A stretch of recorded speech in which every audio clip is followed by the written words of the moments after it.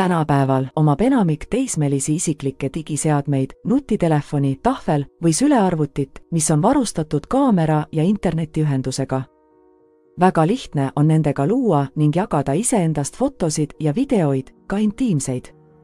Intiimsete või seksuaalse alatooniga sõnumite, piltide või fotode jagamist endast või teistest digiseadmete abil nimetatakse sekstinguks. Selline käitumine võib toimuda kahe noore või ka täiskasvanu vahel.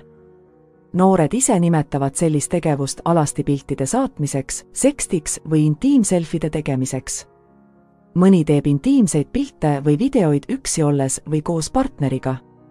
Osa noori ei loo sisu mitte ise, vaid salvestab kellegi teise seksuaalse alatooniga pilte või videoid kuvatõmmiste või sisu salvestamise kaudu ning jagab neid teistega.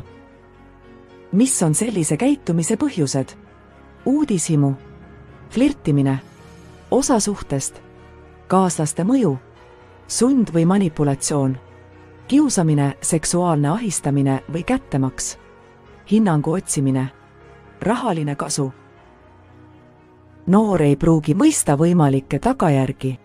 Eestis on keelatud alla 18-aastasest noorest teha seksuaalse sisuga pilte ja videoid, neid omada ja levitada.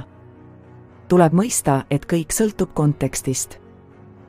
Karistatav pole see, kui omavahel suhtes olevad kaks noort on nõus, et isiklikuks tarbeks vahetatakse teineteisega iseendast tehtud intiimset sisu. Mida sekstimine võib kaasa tuua?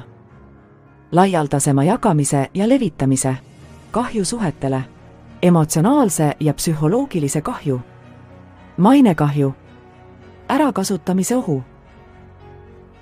Mida saad lapsevanemana teha?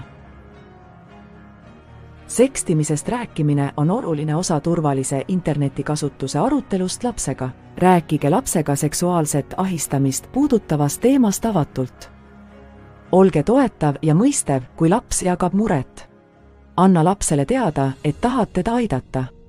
Teavitage sotsiaalmeediaplatvormi, kui on vaja pilti või videot eemaldada või probleemist teavitada. Nõu ja abi saab lasteabitelefonilt 116111 või e-maililt info@lasteabi.ee. Vaata ka targalt internetis veebilehelt lapsevanema rubriiki.